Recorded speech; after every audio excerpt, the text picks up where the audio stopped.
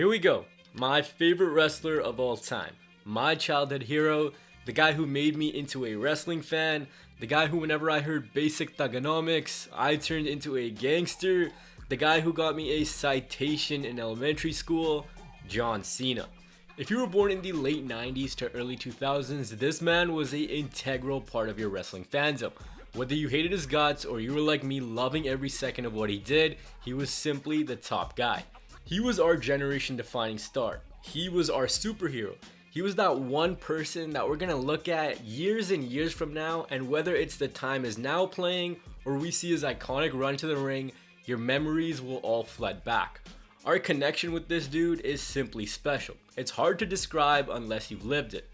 As a kid, I remember John Cena on SmackDown, moseying on down, wearing his chain, throwing up the chain gang symbols, and he would come out and drop bars on people.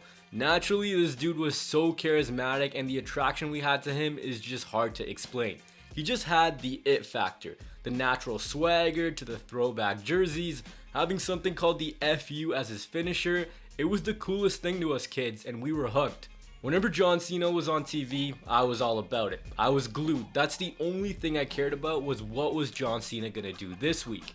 Every time I saw this face, my life was lit up with joy. I'm sure a lot of other John Cena fans were too. The cool part for me, and I think where my attachment with John Cena really gets stronger, is the rise. I got to see him go from this, to this, to this, and I loved all of it. I was there for every single bit, and I'll live to tell a tale. Sure, we had established guys like Undertaker, HBK, and Kurt Angle, and so forth, but I saw this guy's career take off.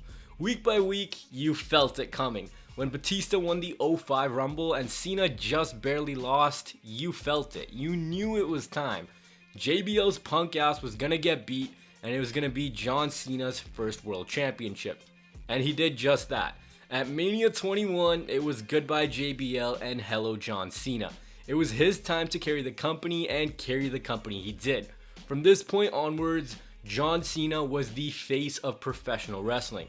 Sure, we had other guys, but no one was on Cena's level. When he won the title, I swear, my cousin's house felt like that one bar video we always see with all the fans going wild. We were so happy. I get chills just talking about it now. My hero did it, and it was his time to carry WWE. He had arrived, and now he was the WWE champion of the world. One thing I'm gonna say, and this might get me in some trouble, was I love the spinner belt. When I think of WWE championships, I don't think of this or this, and as beautiful as they are, my mind immediately turns to the spinner. Why? Because it was my favorite wrestler who is and will always be linked to it. He brought the title into WWE, and because of the man who held it for so long, my memories will always be lashed onto that one single championship. And he just kept rising, and so did my fandom. I remember 2006, I believe it was, an episode of Raw where he told Chris Masters that his masterpiece was smaller than the Nano iPod, and I thought to myself, that's genius. I'm gonna use that at school tomorrow. And the next day, I was just looking for a reason to get this one out. I didn't care what the situation was or what the consequences were. John Cena said it, it sounded cool, and I was gonna say this too. I was gonna say this line if it was the last thing I did, and so I did. In the middle of attendance when my name was called, instead of saying here, I said, I'm here, and my masterpiece is smaller than the Nano iPod. To the office I went, but it's a memory that I can share with you guys now. And looking back at it, you're like, man, I had such an obsession with this dude that I landed myself into trouble with the principal. Like, come on. He was just so cool. We wanted to replicate everything he did. I remember the days where you'd get a new SmackDown vs. Raw game, and the first character you picked had to be John Cena. When you were in art class, it had to be something about John Cena, the spinner. When I picked a jersey number in gym class, I ain't afraid to admit it, I took 54. The same number that was on John Cena's back. John Cena was everything at this time. Everyone wanted to be this guy. As kids, we just looked up to him. He was larger than life. When he moved to Raw, my Mondays got even better. Every Monday night you'd turn on Raw. Here in Canada, it was channel 54, ironically enough. You'd hear the trumpets blare and John Cena would shuffle down to the ring. He'd grab the mic and start spitting fire. He was simply my superhero. He was unbeatable. No one could touch this dude. And the times he did lost, it didn't feel real because he was simply this indestructible character. I still remember January of 2006, New Year's Revolution. John Cena went through a grueling elimination chamber and he looked like he had just raided a ketchup section at Walmart. He was a mess from top to bottom and out came Edge to cash in the Money in the Bank.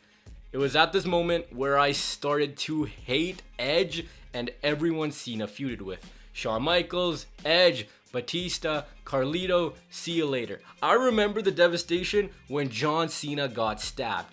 Think to yourself, the man who you thought was unbeatable had been stabbed. You know how upset I was? Oh my god.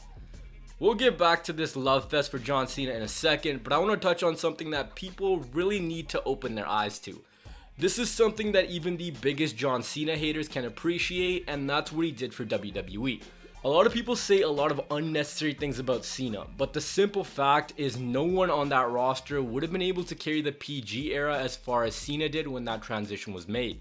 The You Can't See Me became recognized worldwide, and even LeBron hit it. When people thought WWE, they thought Cena. The way he took the mantle for WWE and ran with it is hard to put into words. He was everywhere. He kept WWE's name alive in the mainstream media way longer than it had any right to be, and no one else on that roster could have done it. The only ones who don't agree with this are the people who are here to genuinely troll. TV shows, award shows, rap album, memes, movies, getting stabbed, you name it, Cena has done it, and some people still don't want to admit just how much of a GOAT he is. He is a transcendental athlete who's never gonna be replaced. Ask anyone who doesn't watch wrestling who John Cena is, they'll tell you who he is and where he's from in a heartbeat. He had a global appeal. He was the poster child. He was the Hulk Hogan of this generation, and some people still don't seem to understand how big his star power truly was. Just wait till he hangs him up for good or goes full-blown Hollywood. Y'all are gonna be crying and begging for him to come back. WWE without John Cena just does not feel the same. Something feels missing. For me anyways, because I grew up watching him and he was the one constant on my screen. But no, y'all want to claim Kenny Omega is a megastar and he's this, he's that. I know I just turned heel on all of AEW, but Kenny Omega is nowhere close to John Cena. I've seen this comparison made so many times. Are you kidding me? Kenny Omega isn't even the biggest star in AEW, let alone wrestling. This is a joke. Neither is Roman Reigns. I'm sorry, go cry. Y'all need to learn to appreciate John Cena, and when I mean that, I'm talking about the older viewers. The viewers who are always like, oh, you don't know what a true star is like. Oh, you've never seen Hulk Hogan. You've never seen Stone Cold. Well, guess what, guys? The next generation won't see a John Cena, so just appreciate it now. Now that the tangent's out of the way, let's talk about the legendary moments. The win at Mania 21, the amazing 2008 Rumble return, chucking Edge onto 2 tables in his hometown, the big time matches against RVD and CM Punk. When Cena walked into an arena, no salute, head down, you knew it was about to go down. Hell, I even remember Cena chucking Edge into the Pacific Ocean or whatever it was. I don't know why, I just remember it. It's these random moments that you keep in your mind for some odd reason, and they're all, for me, tethered to John Cena. Then there's the matches, the amazing Fatal 4-Way at Backlash, Edge vs Cena at Unforgiven, CM Punk vs Cena at Money in the Bank, Cena vs Lesnar at Extreme Rules, the Triple Threat match at Royal Rumble 2015, Cena vs Rock, both of them. I'm running out of breath just naming them off, I could go on forever. And y'all said the dude couldn't wrestle, eh? Cena was simply a big game player. When the moments were big, he delivered. In the ring, on the mic, and everywhere in between. One more thing that has to happen is number 17. John Cena has to get to 17 world championships in his WWE career. It's simply a reward for what he did for the business and his constant dedication to WWE. This guy, week in, week out, was there. Doesn't matter if you cheered him or you booed him, he showed up to work. He was at Make-A-Wishes, he was signing autographs at 4 a.m. in the airports, he was the global ambassador for WWE. He did everything in his power to make this company's stock rise and get eyes on WWE. A lot of people don't want to admit it, but Cena deserves to be the first 17-time world champion. For all the reasons I said and so many more, it just needs to happen. We aren't gonna see another, and with how things are nowadays, if someone gets fast tracked to 16, everyone's gonna see right through it. He is a legend, and I think when he retires, he has to have that accolade with him. Number 17, John Cena has to be the first. Sure, Randy Orton's close, but come on. As good as Randy Orton is, John Cena and Randy Orton are two completely different cases. A lot of people will be like, oh yeah, John Cena sucks, he has no talent, this, that. I've heard it all before. You saying that clearly exemplifies the talent he has. He's such a polarizing individual that the sheer mention of his name invokes some type of emotion in you. He's clearly done his job. The conversation for the GOAT comes up a lot, and that term is thrown around a lot. In wrestling, that's all up to everyone's own opinion, but for me, it's John Cena. For the simple fact that he left a lasting impact on my life. Whether I was 5 or when I'm 55, I'll see John Cena and I'll get chills. All the memories of my childhood, all the trouble I got myself into, all the matches, the moments, the legendary run to the ring will bring me back to my childhood. It's hard to explain, but when we look back at our childhood, very few things get us as nostalgic and as excited and I guess as thankful as the man from West Newbury, Mass. I would always hear when I was younger, oh, you make these connections with people, oh, you have these people who impact your life and this and that. I was like, yeah, okay, bud. But the older I get, the more I realize John Cena was and is that dude. Just seeing a picture of the guy, all the memories flood back. Everything is right again when John Cena is in WWE. And in recent years, he's slowly going full-blown Hollywood. His appearances have been less and less. So to all my fellow Ruthless Aggression era kids who grew up in the PG era, hell, kids who haven't even seen John Cena wrestle, just appreciate it. Appreciate this man who has worked so hard to bring us so many moments, matches, and helped keep WWE as big as he did. No matter what color his t-shirt was, no matter how much you hated his character, no matter how boring his storylines were, we will never see another. And if you got to live through any part of his tenure, be thankful for that. Even to this day, when I hear those trumpets hit, he brings a shock of energy to the arena. Whether you cheer him or you boo him, you react to him. There will never be another John Cena. For me anyways. There won't be another dude who I'll be able to grow up with. There won't be another wrestler who brings out that emotion in me that he did. There won't be another time at the playground where I get myself into so much just to do it all over again. Oh man, I didn't think this would get me that much. Y'all are probably laughing, but man, if you grew up cheering for John Cena, y'all understand this connection.